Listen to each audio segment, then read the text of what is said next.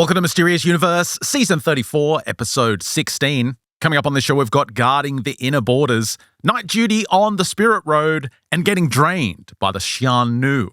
I'm your host, Benjamin Grundy. Joining me is Aaron Wright. What does that last part specifically refer to? You never been drained by the Xian Nu? No, I haven't. No, but from some of the imagery you're creating today, I'm a little bit terrified. Yeah, the AI moderator wouldn't let me generate a lot of images for the show today. Rightly so, from what I've seen. Xian Nu is like a fairy maiden, a Chinese fairy maiden, but it also applies to the idea of a heavenly being, some kind of ascended heavenly master. But it's often applied to, you know, those images you see, the traditional images of the fairy maidens. They're all in flowing dresses. Yeah, like you mean from like European folklore? No, this is specifically Chinese. Like floating down from the clouds. I've got an example I'll put up on the screen. Oh, yeah, I know the style. Yeah. Something like that. Yeah. That's a Xian Nu.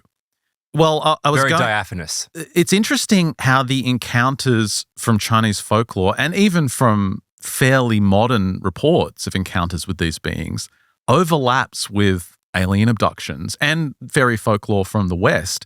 And this all came together in a book that just came out on October the 15th. It's, let me put it on the screen here, Stars That Pause, 2,000 Years of Asian UFO Encounters and Lore. Oh, interesting. I missed this. It's by Yi Izzy Yu and John Yu Branscombe. And they've actually been writing and translating some work we've been following in the past. We covered this one back in, I think, July of 2021, The Shadow Book by Ji Yun, which is really fascinating because this guy was like a prodigy. He was, I think, the 7th smartest guy in, you know, the national exams they have. Yes. He was the 7th best. Wow. He ended up being the special advisor to the emperor in the 18th century. He was the Minister of War, the Minister of Scrolls, and all this other stuff. Like a really incredible statesman and scholar. But towards the end of his life, he started to release a series of books in a particular genre that at the time was kind of like spooky ghost stories. Yes, right.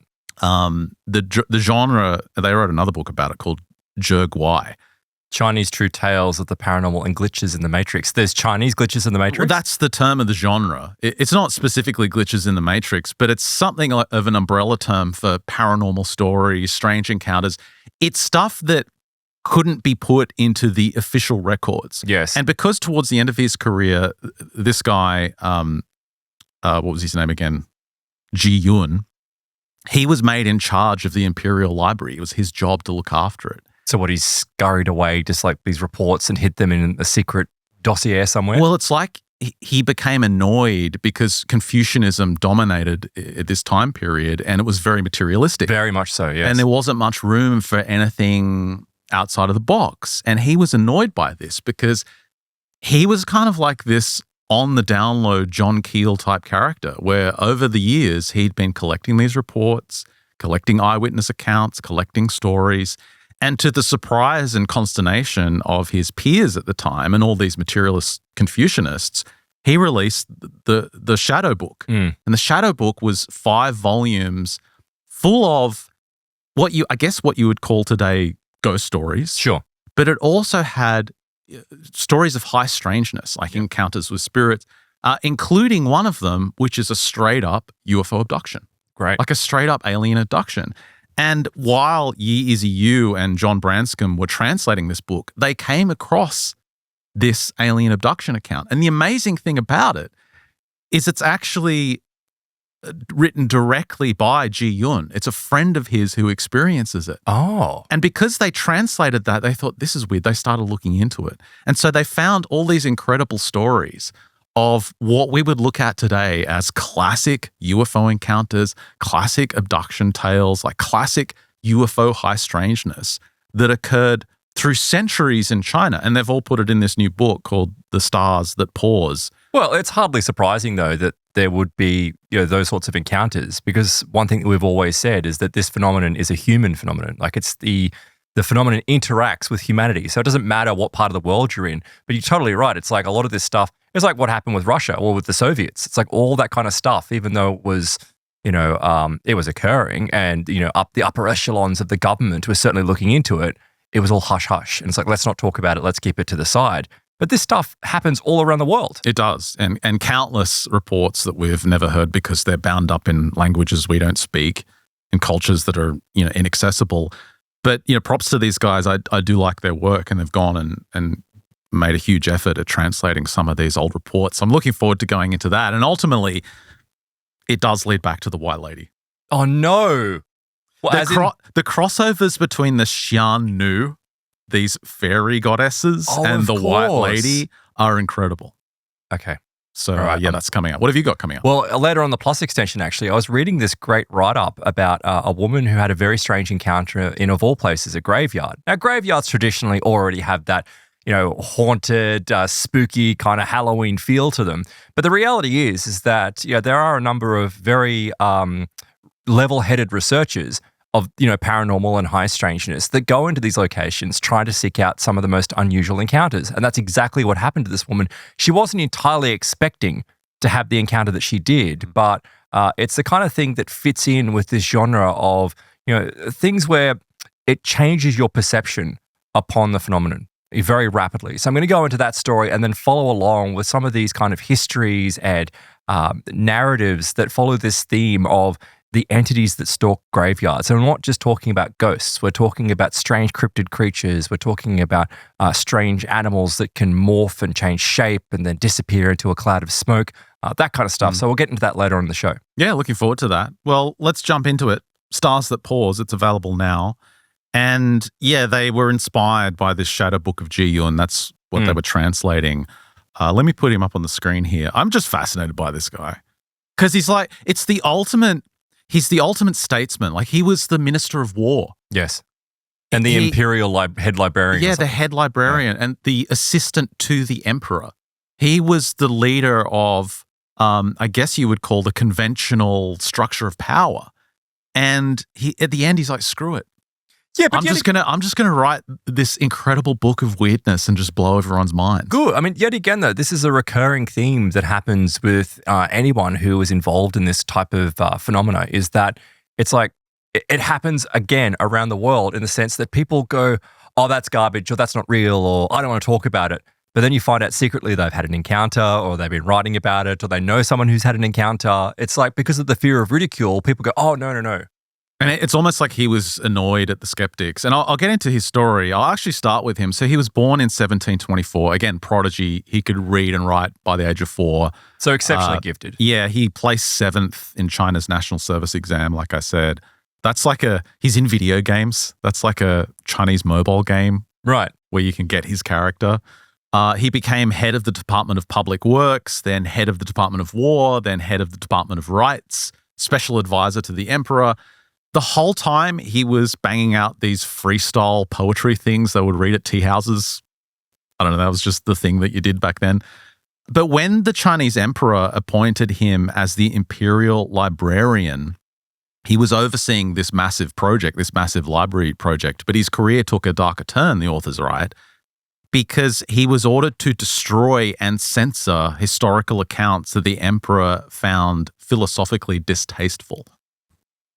So censorship, basically. Yeah, he didn't like things that were outside of the Confucian, the materialist paradigm. Box. So when he reached old age, particularly in rebellion against the censorship and driven by his own experiences, he wrote these 5 volumes. He started to work on these, which were in that category of Jergwai, which translates to records of the strange. And he would just do it after hours in secret. But this Jergwai genre, these had long been a place where you could write about things that revealed the true nature of our world and our lives in the universe. Always things that were outside the box. Yeah. And they had like Taoist parables, Buddhist philosophy in them. The whole idea was that they were meant to reveal some metaphysical truth, maybe using a story as a vehicle, much like what our show often does. And they said that they had the power to awaken readers to what they say reality. Yeah, deeper principles of reality. Yeah. But by the time Ji-Yun got to his old age, they were pure like spooky pasta. Right. Yeah. Like all these colleagues, YourGhostStories.cn. It was really just corny Chinese ghost stories, 18th century style, and he hated it. He was like, this is crap. He said, he adhered to the traditional historian's approach. He wanted to look at serious eyewitness accounts, historical records. He wanted to look at, first-hand accounts where he could find them, but also accounts he found from friends and family. His own account is in there. What type of encounters did he have? Well, I'll get to that. That's the first one I'll mention. Right. Well, it's just him relating a letter he got from his friend.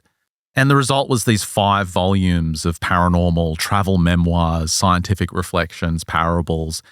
It's an amazing story about this guy. If you want to go into it in more depth, we covered this for our Plus members back in July of 2021. It's on season 24, episode 3, called 8 Years and 40 Seconds. So I'll link to that in the show notes if you're a Plus member.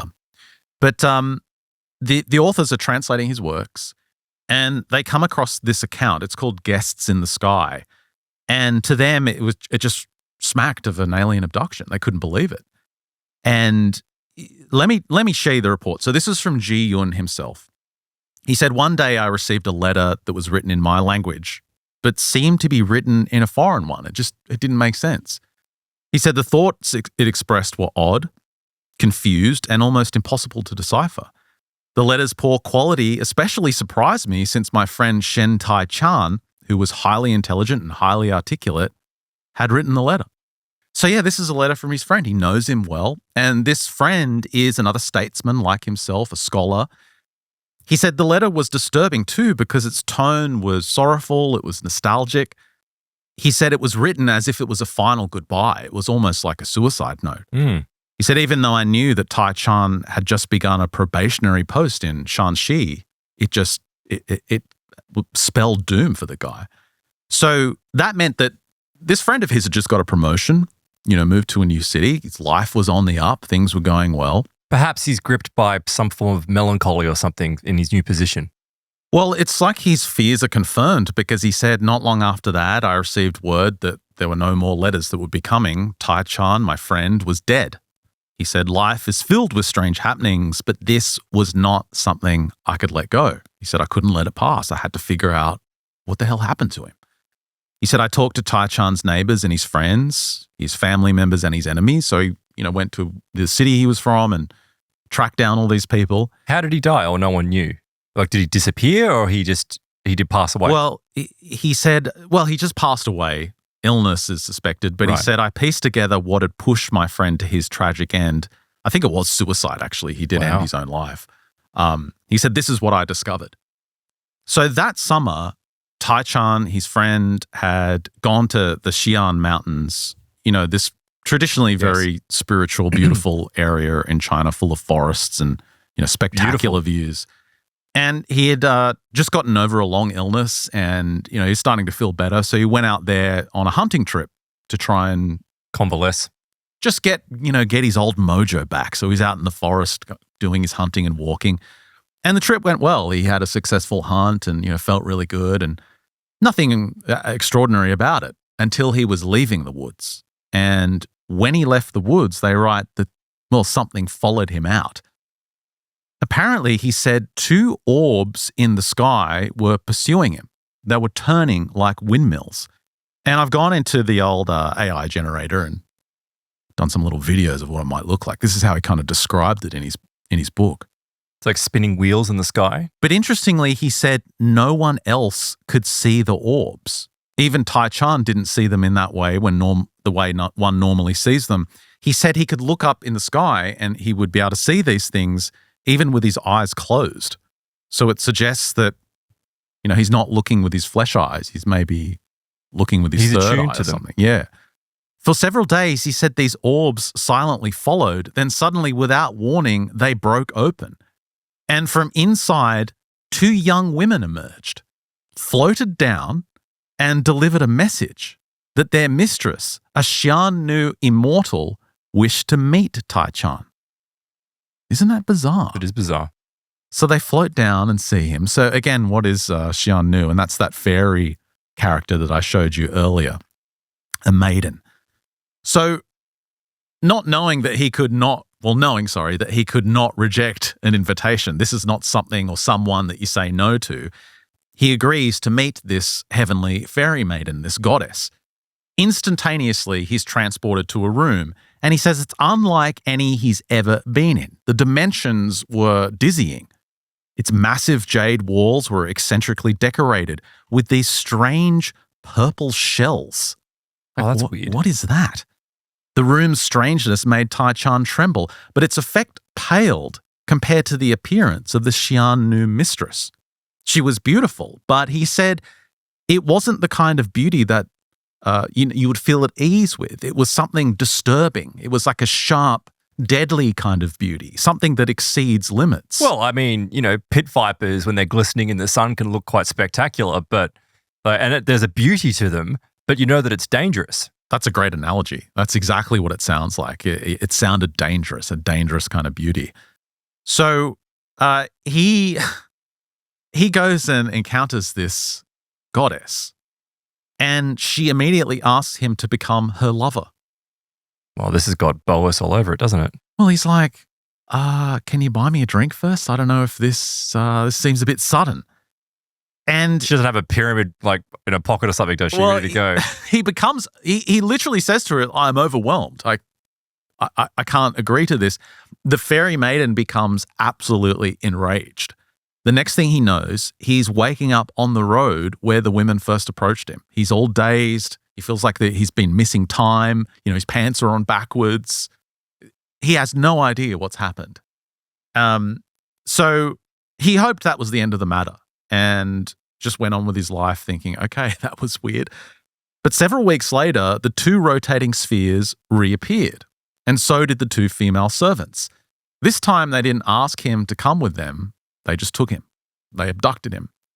But this time, he was taken to a new location. The room he found himself in wasn't as ostentatious. It wasn't as shocking. It was a little bit dumbed down. It was smaller, homelier, less exotic. The colors and furnishing was pretty normal. And it's supposedly much easier on his mind. So once again, he encounters her, and this time she was prepared for him. Right. This is the video I got banned from. That's the one you got banned from. Yes, that makes sense. The earlier... Did you reach the limits of inflation, did you? Yes, the earlier generations had much bigger features. Right. The AI was like, no, sir, no, we're not doing this, sir. I don't care how much money you pay a month. So now that he feels more at ease, he has no choice, and he just says yes. He says, all right, I'll be your lover.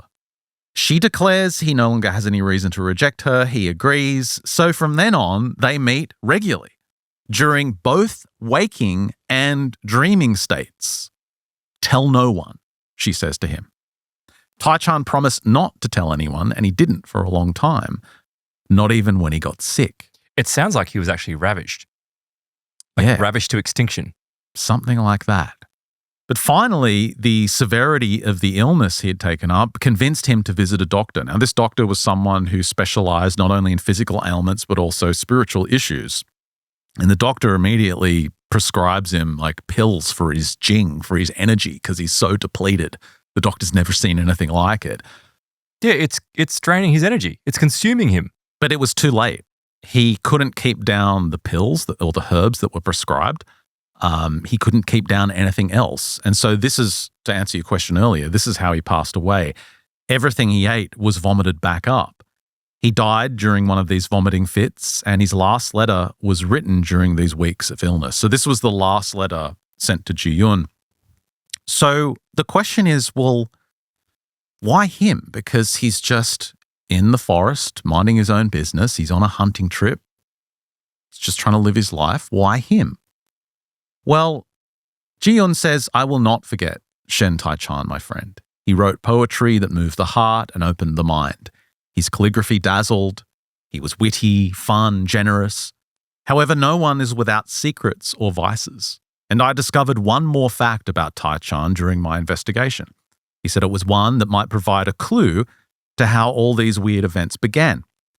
He said in Tai Chan's middle age, he had begun to mourn the passing of his youthful looks, and he started to obsess about death. This launched his pursuit of a formula of immortality. He acquired books of occult knowledge and sought out alchemists and sorcerers who were rumored to dabble in forbidden magic. It's no surprise, Xian says, that something then inexplicable occurred that ultimately led to his death. And this is where Xian reveals his wisdom. And perhaps it's a wisdom gained from just, living in a more enlightened time in regards to spiritual matters. Or being observant. Or maybe he became observant because he had been studying these topics for decades. He had a keen understanding of it. And this is what he said: while spiritual entities of many kinds exist, they usually won't molest human beings unless a person goes out of their way to make themselves known to them. It's the vampire folklore. It's that you have to invite it in. And that's what he did, because also it was pressuring him saying, I want you to be my lover. And even though it got enraged because he initially said no. How many times you can't force people. Have we seen this over the years of doing this show? This person's suddenly been invaded by weird poltergeist demonic activity. They're seeing ghosts and shadow beings in their home. But also their lives are falling apart. I wonder what caused this. They've been on the Ouija board for years. They've been involved in a dark occult cult. Out in the woods. In the woods, summoning demons. What a surprise. He says, through my investigations, it seems to me that the manifestations of such entities and the tragedies that follow in their wake are prompted not by events in the external world, but mysteriously conjured by events in one's internal world. The desires of the heart and what one dares imagine. If only Tai Chan had guarded these inner borders better.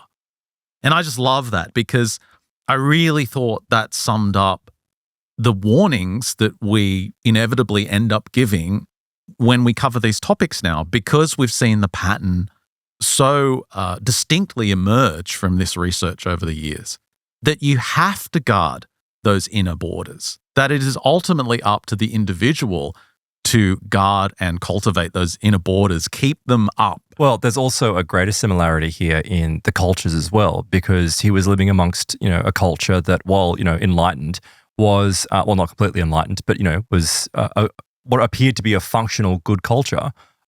It was like leaning heavily towards materialism. And when you lean heavily towards materialism, this kind of stuff doesn't exist. And if it doesn't exist, then you're not prepared to defend against it. So you're disarmed. That's true. But also, relative to today, we would be way more material of course. than 18th century China. I feel like, because people go, the world is now being infested with demons, and but people are behaving very peculiarly. I mean, I know that humanity has got its own issues, but people are, it's like you hear it so repeatedly, I don't know what possessed me. Usually when they get caught or are being exposed on social media or before a judge, usually that's what they say. But some of the deranged stuff that you see, the way that people behave with, no shame or no concern, a person could go, yeah, we are infested with demons. But I think what's going on here is simply that we have now become globally a culture which is not aware of the dangers of the spiritual world. And as a result, we are totally disarmed against it. Yeah, that's a great point. I agree. Disarmed is a good word there. Like, those inner borders have just crumbled. Gone. And so you let anything attach to you, you let anything control you. It's not as extreme as demonic possession, but it is spirit attachment. They influence you, and that influence is that they don't care what happens to you. Now, do you agree with the authors that this has a lot of overlap with modern abduction? Yeah, it does, especially from the sexual element of that. But I feel like it has more of an overlap with European folklore. It does. These entities. But I mean, as something that I was reading today, and we might go into that in the Plus extension, is this idea that, these are just simply entities that masquerade as aliens, and then they change to ghosts, and then they change to a cryptid. It's like they simply match whatever is going on with the society at the time. Well, I agree with you. I don't think it's a slam dunk of, this is the same abduction phenomenon that we report on the show. It's got elements of it, like ending up in that room and that kind of stuff. Yeah, there's the elements like being taken against his will. The orbs, obviously, that's a key feature. But orbs are also key features of spirit encounters. Exactly. So I think it has more in common with the spirit encounters of the Western occult literature versus alien abduction, because there's already a massive overlap there. Well, you know what is the red herring in that is that he was dabbling in the occult, essentially. Exactly. So they do mention the overlap, saying that it's trickster-like entities, traversing realms. It's manipulating time. It's deploying paranormal powers, abducting humans. And in terms of the Fae from the West, the fairies in the Western lore, like before they were transformed in the Victorian era to the little cute Disney guys, they were powerful, dangerous, human-sized entities of another world. And those who claimed experience with them described profound psychological effects identical to alien abductees, altered personalities, missing time, unexplained illnesses, acquisition of secret knowledge. They also face similar social responses, so, mockery and destruction of their lives. Everything that goes with it. But it's interesting because in the book they have, it's like rabbit holes. They have a section literally called rabbit holes at the end. And one of the rabbit holes they go into is comparing this account from Ji-Yun's friend with Chris Bledsoe's UFO of God memoir from 2023. And of course, his encounters with Orbs and the White Lady, which is the same archetype. It's very much so. It's this heavenly goddess that he encounters. Both carry unusual credibility, they write. Ji-Yun, a government official, leading scholar, intimately investigated his friend Tai Chan's case. And Bledsoe's memoir, on the other hand, has the CIA guys, the NASA guys involved, Colonel John B. Alexander, Jim Semivans, another CIA guy. So despite being written hundreds of years apart, they point out that the narratives of these two accounts, they kind of line up perfectly. During Bledsoe's Cape Fear River encounter, remember when the Orbs came and froze him and his son? Yes. They had missing time, these strange luminous orbs, pieced together memories. He recalled meeting beings of light in a craft, a feminine entity he calls the Lady, who thereafter regularly visits him, just like Tai Chan's experiences in 18th century China. Remind me, was that physically or like in a dream state? He saw her physically and in a dream state. So again, very similar. Exactly the same as Tai Chan. Like Tai Chan's ongoing relationship with the Xian Nu immortal, Bledsoe's contact continues for an extended time through both involuntary abductions and voluntary communion during both dreams and waking states, as we said. Both men's encounters follow intense illnesses. And I forgot this about Bledsoe's account. He writes in his book about Crohn's disease and stomach issues that were just absolutely plaguing him to the point where he couldn't work anymore. His business was falling apart and he was just desperate for some relief. And in fact, in a Coast to Coast interview, they point out that he recalled, "I was at the bottom of my barrel crying out to God, help me. What do I do? How do I feed my kids?" He was desperate.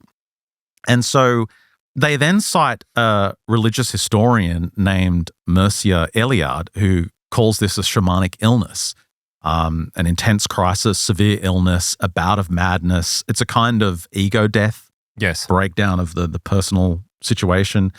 Suffering is the admission price, she says, to enter the theater of the gods. It triggers altered states of consciousness, thus fulfilling the same psychological function as more intentional practices. So it's like, you can spend decades meditating in a cave, or you can have your entire life destroyed. Either one is like a wake-up call, right? When the mind is cracked open, they write, shamanic encounters with spirit guides can begin. So this researcher, Eliade, says that the content of these first ecstatic experiences almost always includes ascent to the sky and dialogue with the gods and spirits, or descent to the underworld and conversations with spirits and souls of dead shamans. So Tai Chan's experience in China in the 18th century has exactly that soul flight to another dimension. The rotating orbs open to reveal female beings. He levitates to this strange chamber. Bledsoe's is the same. He has a soul flight. He ascends to, this time it's a craft, not a chamber, but very much the same thing.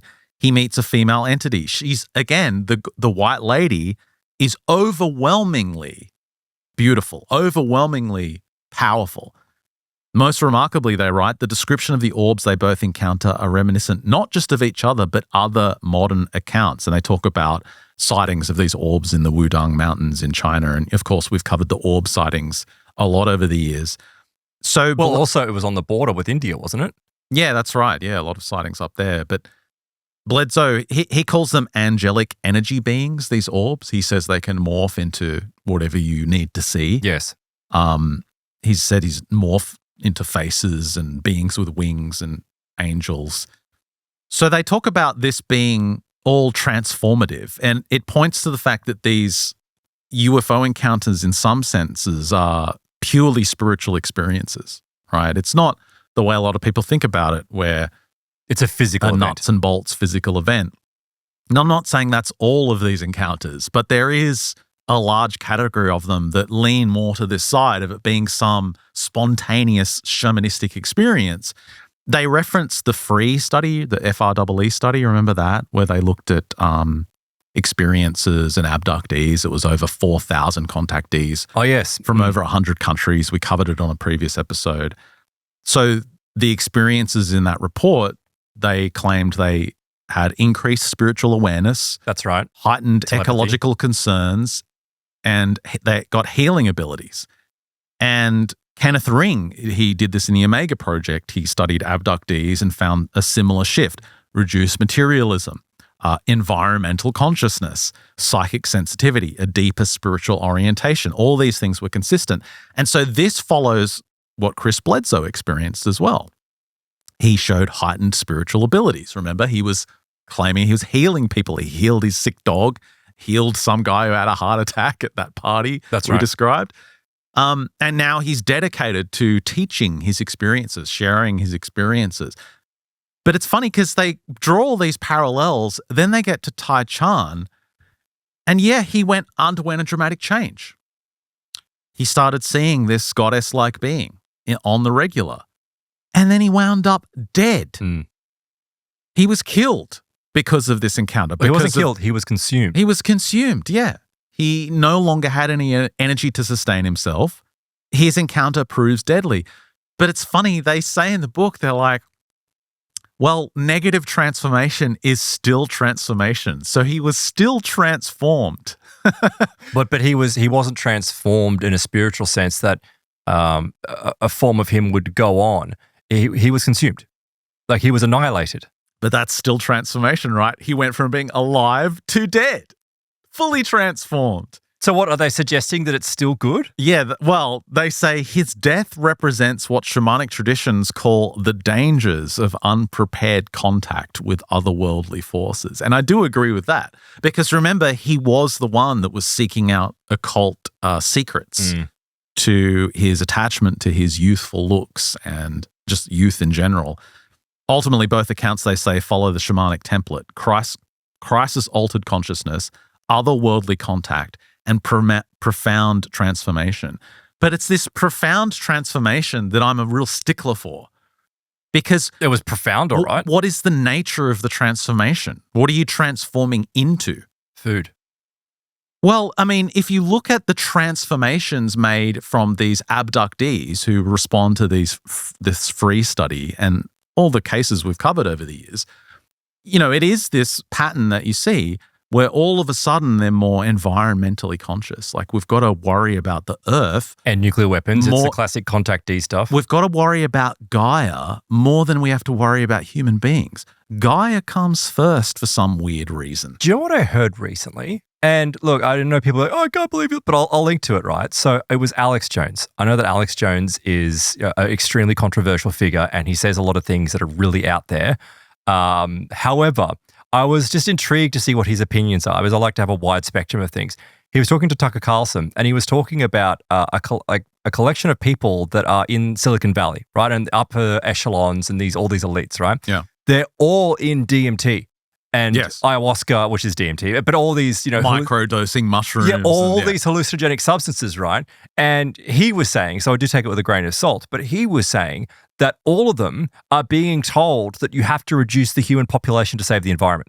By the entities. Yeah, by the coming in entities through- that they experiencing when they are taking these substances. Right. All of them. So, and disconnected from each other, right? So people that, they might have business contacts, but are taking these substances separately and are meeting the same entities, and the entities are telling them the same story. And isn't it strange that these people that do have the ability to influence what goes on in our world, immense power, power that they probably shouldn't have actually, but they have immense power. These beings are saying the only way to save Earth is to wipe out humanity. Sure. Well, again, Jones often speaks in extremes, but if there is some truth to that, isn't that an incredible insight? Well, because this is my argument, is that the transformation that's being made to these people is they're not necessarily transforming into a higher being. They're not raising their vibrations. What they're becoming is more like these beings that they claim to be in contact with, which is explicitly not human. No, it's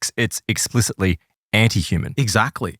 And so their motives and their desires seem to go against the benefits of human beings. Well, this is why I mentioned it, because you can go, I don't care what your political standings are, but people immediately will reel from that. But it's like, hang on a second.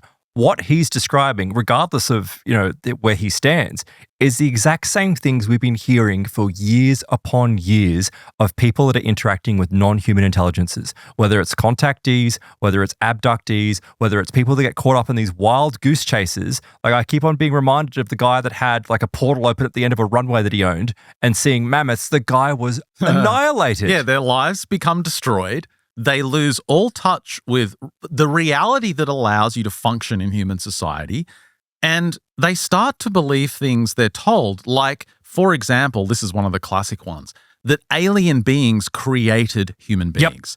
Yep. Not gods anymore, not even evolution, but aliens created human beings. So now they are de facto our masters. Correct. They have become our gods. Yep.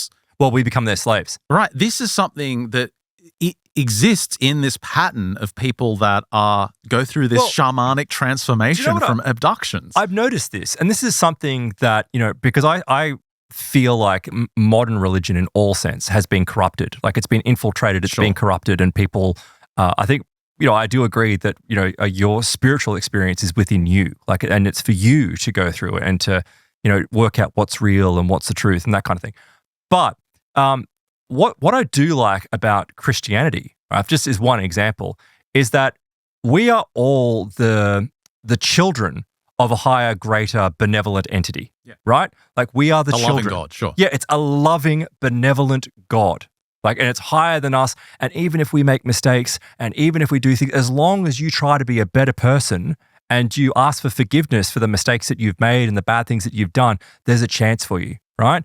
Whereas with that narrative that these contactees and abductees are being told about aliens, there's nothing benevolent about it. It's like a expectation of worship. It's actually creating slaves. Like, you are a slave to this belief of these higher beings, but these higher beings are like, you owe me something. Well, if they become your creators, they are now your masters by default. Correct, but it's not benevolent.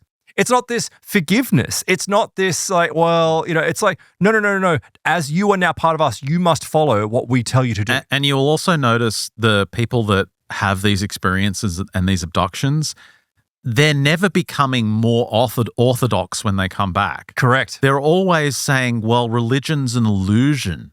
And that's what I mean. The patriarchy's they've controlled us through the chains of religion for so many centuries. Like, it's always this kind of narrative. Well, in some sense they may have, right? In some sense they may have, because that's why I'm saying I believe today that it's all completely corrupted. But it's probably them. Well, it's probably these low-level entities. Yeah, good point. Yeah, it's like they attack the foundations that can really save human beings. Correct.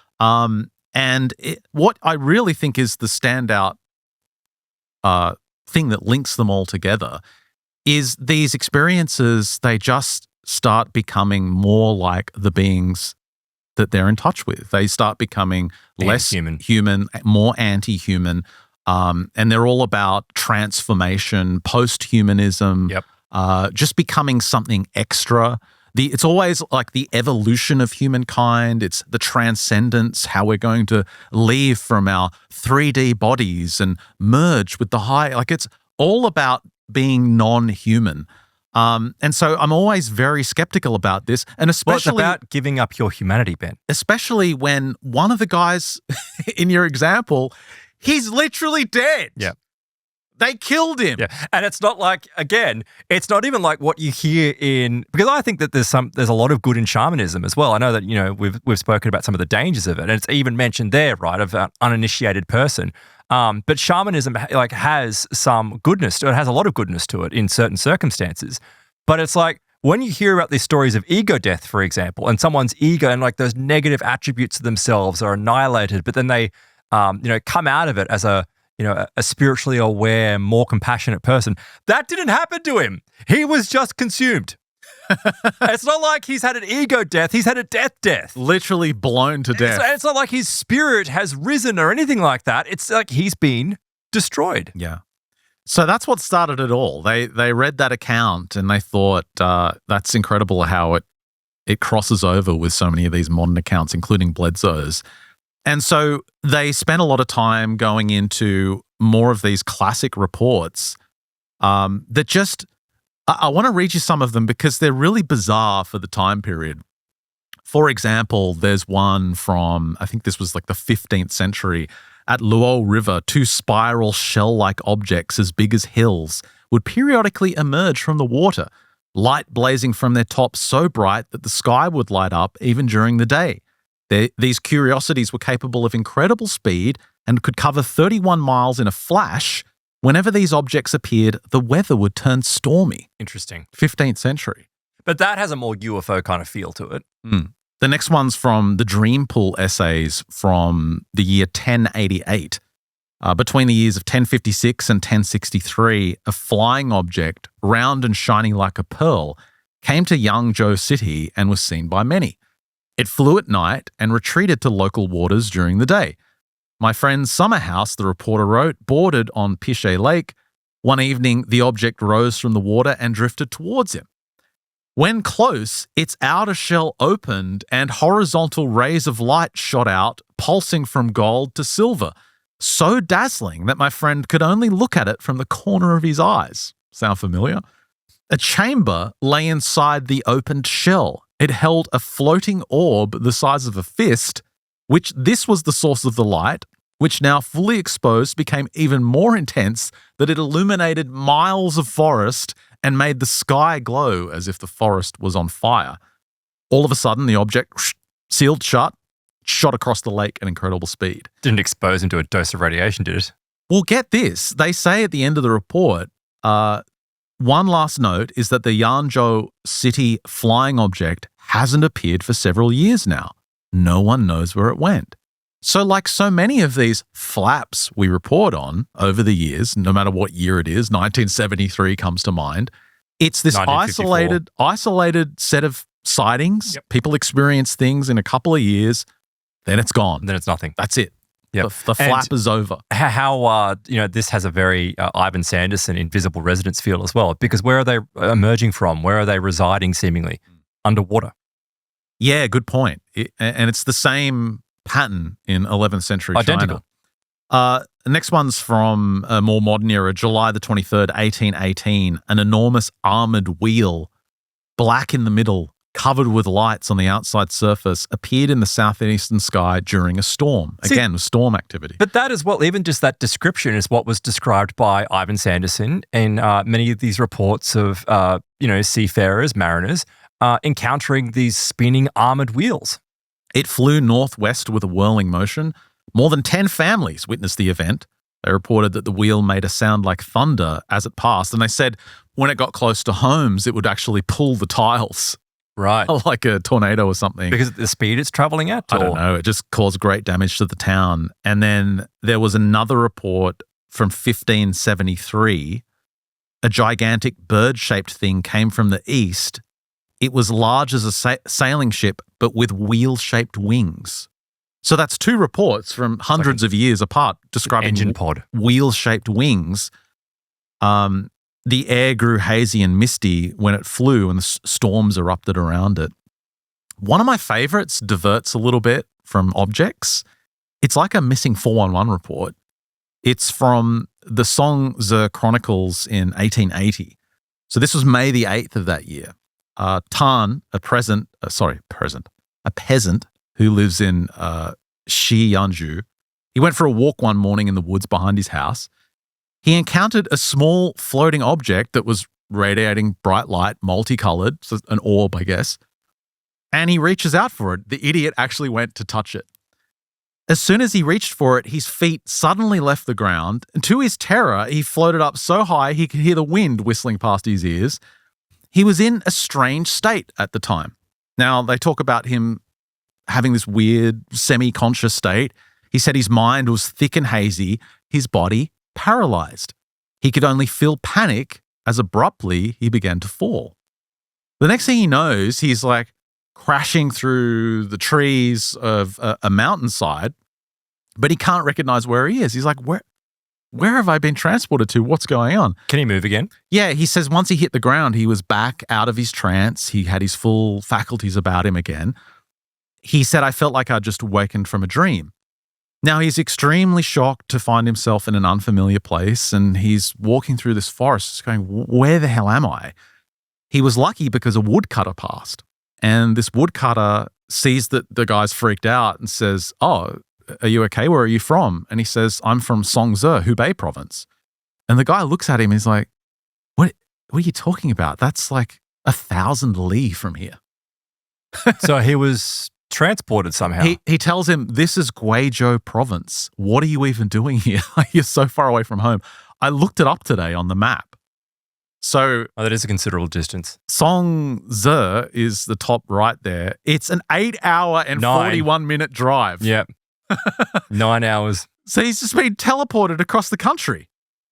So the woodcutter guides him down the mountain, and he spends nearly 20 days walking home. He has to beg for food and drink on the way home. And there's no explanation for it. That's the story. Now, I wonder what actually happened to the guy, because there was no regression hypnosis back then, exactly. Did he have memories emerge of being probed by the goddess or other hideous creatures, other Xian Nu? Well, was he also harassed afterwards? Yeah, we don't know. So they do add commentary on this later, like they talk about the Berkshire County, Massachusetts encounter from 1969. What was that one? It's where a bunch of people saw luminous objects. Were people teleported or somehow? Yeah, it was run in the newspapers in the Berkshire Eagle. It was on radio broadcasts, and it triggered a flood of emergency calls to the Berkshire police, as over 250 residents independently reported UFO encounters and abduction experiences. So one of them was the Reed family. I'm sure we've covered the case on the show before. Yeah, it's vaguely familiar. They came across 2 luminous orbs, again, like Tai Chan's case, that sporadically emitted beams of light. There was a classic disc-shaped craft that accompanied them. They then lost 3 hours they can't account for. When they regained awareness, several family members retained fragmented memories of medical examinations in an enormous chamber resembling a ship's hull. The funniest part, or most disturbing part, depending on how you look at it, is the mother was driving and the grandmother was in the passenger seat. And the grandmother couldn't drive a car. She had never got her license. But when they were returned back to the car, and the car was driving on the highway, but they mixed it up. So the grandma was driving and the mother was in the passenger seat, and the grandma can't drive. So she's like, oh, what's going on? She just had to stop. 2 other Berkshire residents independently provided testimony without prior communication for the Reed family, because they described beams and levitating and abduction experiences. Isn't it strange, though, how it's like all this time has passed, but they haven't really changed their shtick, have they? Not really. Like, they will, obviously adjust it occasionally, but it seems to be a recurring theme. Yeah. Seems like it hasn't changed for 1,000 years. And they also mentioned Carrie Mullis dancing naked in the minefield. I remember the scientist who, was he the guy that discovered the telomerase? Oh, the PCR, the polymerase chain reaction. Yeah, PCR, thank you. And he discovered that through dreams and connections with UFOs and aliens. Right. But you'll remember he had screen memories of glowing raccoons. That's right, yes. And him and his daughter had missing time, and they were also teleported to other regions in California, like other places on the mountain, without an explanation for it. So there's just a lot of this you see in UFO encounters today, and we know this, ending up in some weird location with no way to account for it, no way to travel that distance. There's another, again, relatively more modern one, and there's a newspaper image from when this was published in 1892. This was September the 18th of that year. Why is there a crowd standing upon a bridge? Well, this is Nanjing City, and there was a gigantic bright red egg floating in the sky for like hours. Hundreds and hundreds of people saw it. And is that this thing in the distance, is it? Yeah, so if you zoom in on the image, so everyone's pointing, they're all pointing and looking at something in the sky, and that's it there. You can see it floating. And so hundreds of people saw this, clearly visible in the dusk sky. It drifted slowly from west to east through the clouds, and it was there for like all of dinner time, and then it just vanished. And it's funny because it's the same, it plays out the same way that you would have a modern UFO sighting like this with so many eyewitnesses, because the skeptics all come out, and the skeptics are like, oh, well, there was a child's party and they had a lantern, and so clearly everyone's just watching a lantern. But then people are like, no, there was a strong wind, and it was going against the wind, and it was up for so long in the same spot. There's no way it was a lantern. Other people said it was a meteor, but meteors are fast and this thing was slow. One elderly man, said to the paper, the object made a faint sound when it first appeared, but also seemed to jump an incredible distance into the sky above us. Oh, so that rapid movement. Yeah, quite odd, he said. And then they move on to more modern reports. So they've got the one from the Korean War in 1951. You might remember this one. It was from... you mean when a soldier was chopping through the forest and came upon a crashed UFO or a UFO with greys loading body parts onto it? No, not that extreme. Not that extreme. No, okay. This is Private First Class Francis P. Wall.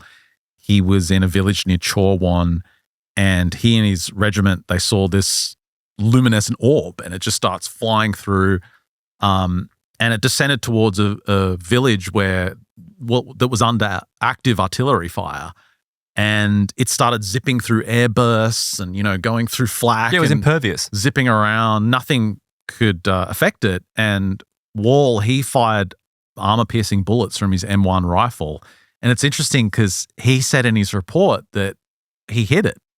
And they all heard this ping, ping, ping, this metallic ping, and this pissed it off. Whatever this thing was, it started to beam them. So a bunch of his regiment, a bunch of the soldiers said this beam would fly out, this vertical beam would like scan them and go zzzt, zzzt to each of the soldiers. Would it fry them or just? Yeah, they all said that when the beam hit them, they had this burning, tingling sensation, and it felt like it was penetrating their bodies.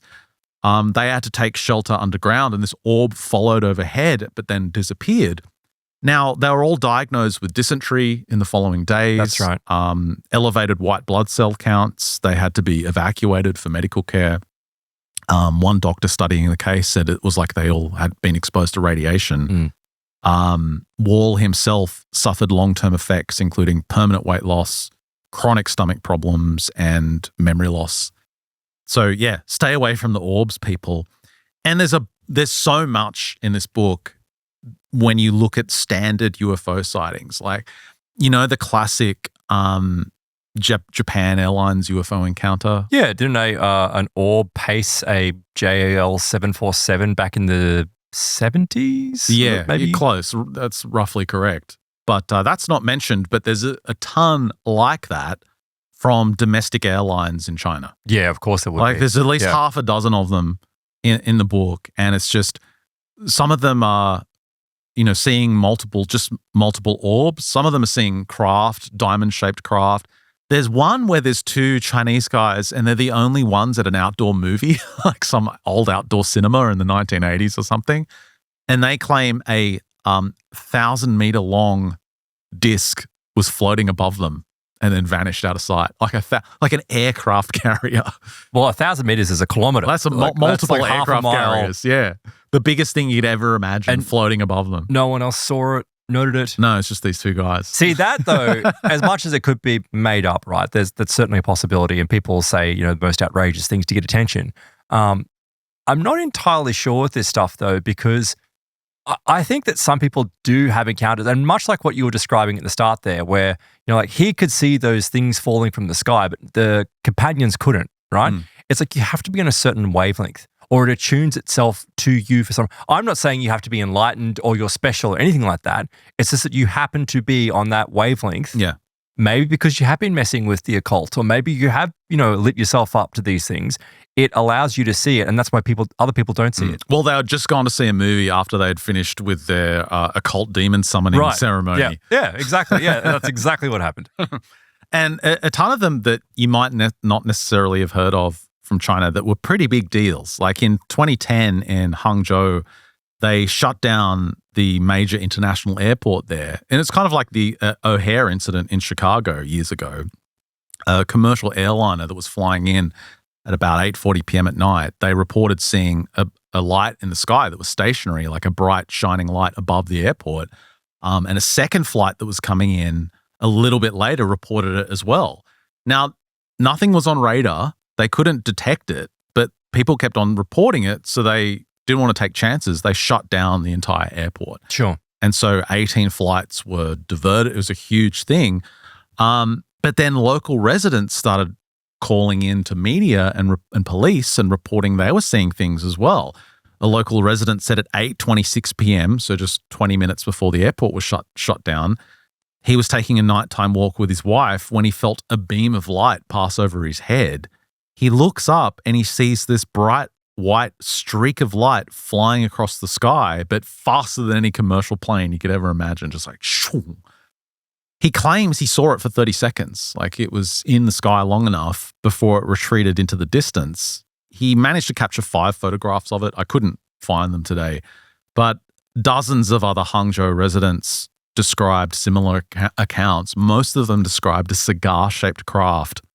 It's a very classic craft. Yeah, red and white lights at low altitude, kind of showing up in different locations over the city. So to this day, it's like, it's a big mystery of what it was. A lot of people say, advanced tech, like China's advanced military aircraft program. Like, no, because China has just such vast, wilderness and deserts for them to be able to experiment with this kind of stuff where it's not going to be seen by the general population. They don't need to shut down an Absolutely airport. not.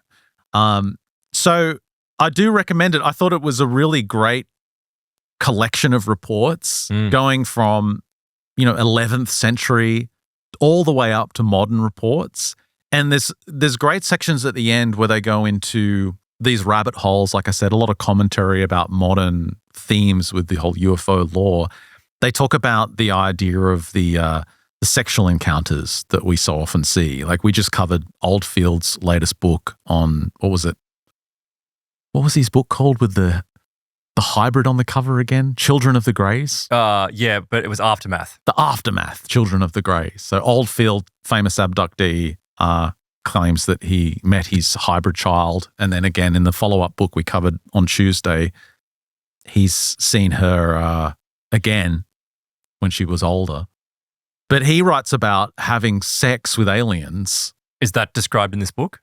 Well, yeah, they go into the modern accounts from China as well. Like we've covered a few of them, including the visit to Planet Grok. That's right. Which is hilarious. So that's in there? Well, no, that's not in there, but they allude to some of those. But there's a question, like they talk about it as a kind of, again, shamanistic transformation. And there's some kind of, it's like opening the mind. Like when you have sex with an alien, it like breaks down the conceptions of the material world and like enlightens you. And there's all these quotes from like Cripple and all these academics and Whitley Strieber's book. And it's like, fuck off. You're not being enlightened because some alien is raping you and stealing your sperm and eggs. Well, I think it's more than that though. You're right. It's like stealing genetic material. But again, like it ties back into the spiritual element. It's stealing something energetic from you. But that's why I brought up Oldham, because he says, look, they weren't doing it because they were taking genetic material from me. Yeah, it was something spiritual. They were doing it because it's like they wanted to watch, or they were getting information from it, or they were getting something else from me. And I think, yeah, you speculated on that show. You said, well, maybe they're just taking his energy in some form that we don't understand. I think that's highly likely. They also suggest it's just like some weird sex tourism. Yeah, it could be as well. All right. We're like the seedy Thai red light district of the universe. They just send these like old middle-aged greys out here and they're just abducting humans. But they just what? I mean, who? I don't know. I'm not even going to go there. Don't even know. No. Don't. No. Well, what I want to leave you with, because I enjoyed this book so much, The Shadow Book of Ji-yun, I wanted to leave you with one of the stories from here that's included in his, 5 volumes of these bizarre stories and accounts. It's one that we haven't covered before. It's called Not That Maid. And it's about Song Qing-yuan from Dezhou. He said he told me a story about a maid once employed by the Zhu family. This maid, her name was Jia, was ugly, incredibly ugly. She had sallow skin, a bowl-shaped face, and uneven teeth that were randomly pegged into her gums. Not a looker. She moved crudely, gross, and spoke the same. Her eyes bulged with slyness and ill will. But a miracle happened shortly after Jia entered womanhood. Very quickly, like over a period of a week or two, her teeth no longer looked random but seemed artfully placed and full of charm. Her face seemed less rice bowl than moon. Her skin turned golden and her eyes were now kind and seemed to follow others with the sole intent of keeping them from harm, particularly the head of the household, Zhu. Now, it surprised no one that the head of the household, the man Zhu, confessed a romantic interest in Jia. And when she consented to be his partner, it turned out to be the best luck he'd ever had. Because not only was she now beautiful, an ugly duckling turned swan overnight, it turned out she was really sharp. She was strategic and she managed the household to perfection. Everything ran smoothly. She made all these little womanly improvements everywhere. They said she organized the affairs of the household like the beads on an abacus. Her ability gained the respect and obedience of the servants. Even the sneaks and scoundrels respected her. And to Zhu's delight, this new lover's intellect proved as nimble in business matters as household ones. She ended up getting into household goods and investitures, and she made her master a lot of money. She bought a lot of stocks that tripled in price. She bought Bitcoin back in the 18th century. I think that would probably be the best time to buy it. That's what she did. And in a few years, the Zhu was now much richer. He was loving this new lover of his, this new consort. And they had a harmonious bond. They had a great relationship. And even people would comment, they're like, these two were made for each other. You never see them argue. They're just like the perfect couple. At least it was that way until suddenly it was not. Because one day she came and she grabbed her master, Jia grabbed Zhu, and peered into his eyes and said to him, "Do you see me?" Is it a fox? Well, she said it in a strange voice he didn't recognize. And he said, "What do you mean?" And he could tell that there was something off about her, like something had changed.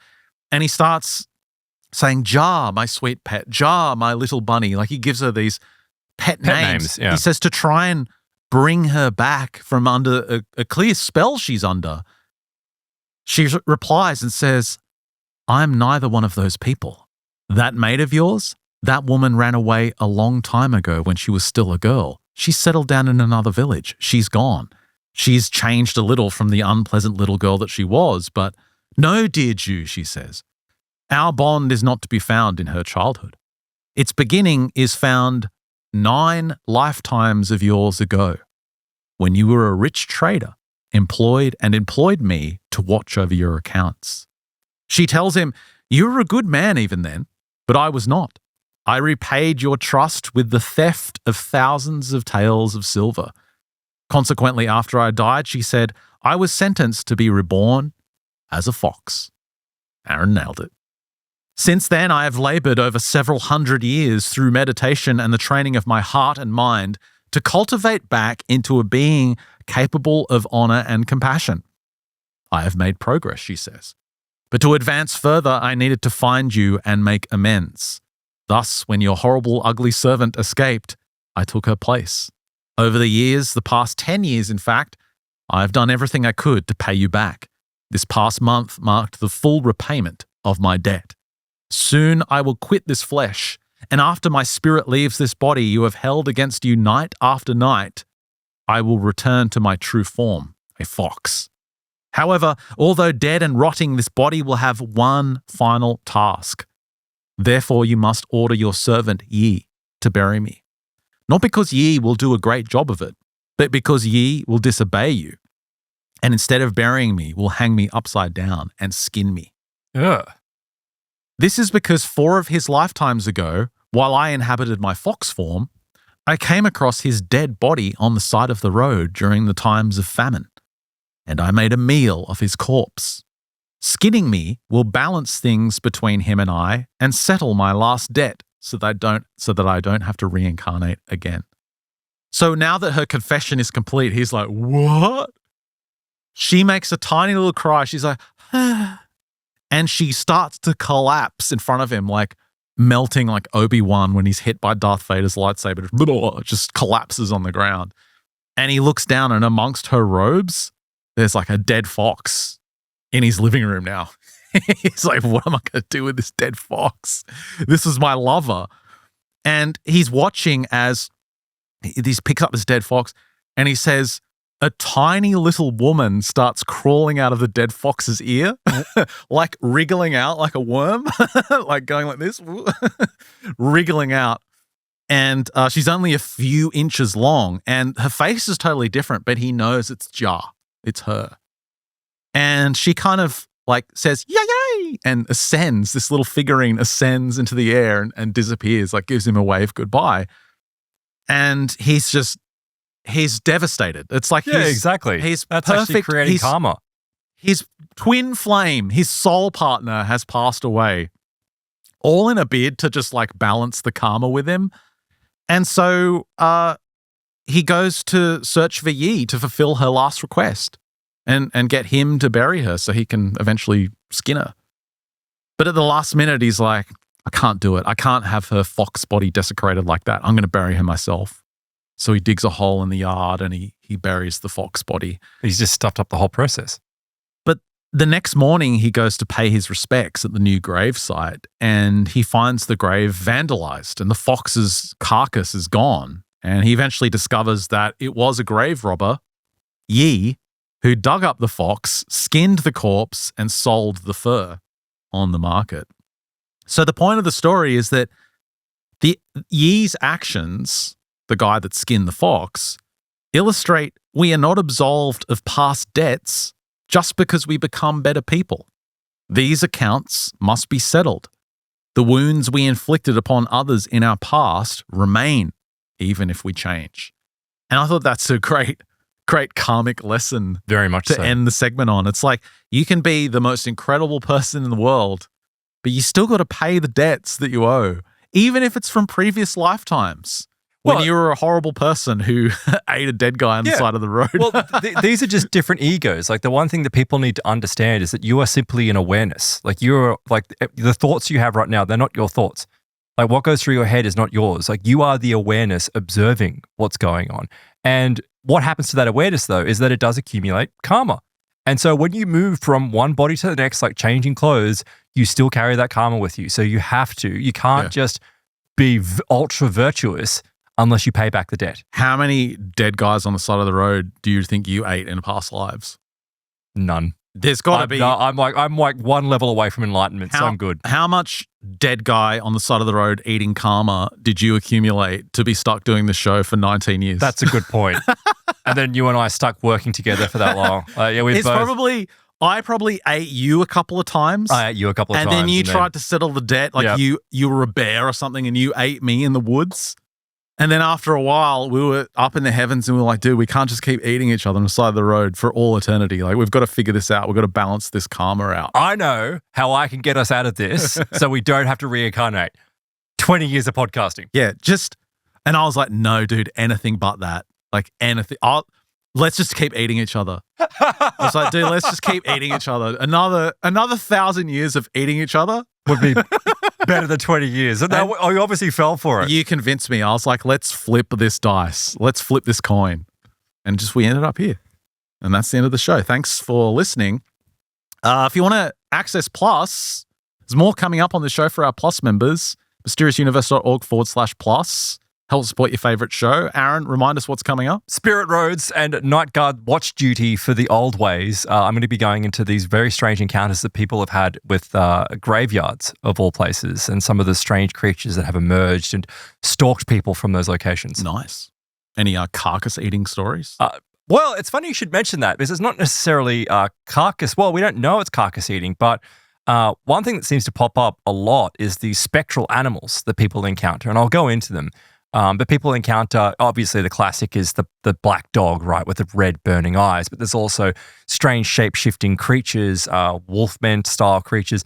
But in some of these cases, what's really weird is that a bunch of people will experience like the same animal. Like they'll be walking their dog or they'll be going for an evening stroll or, they'll pull over their car for whatever reason.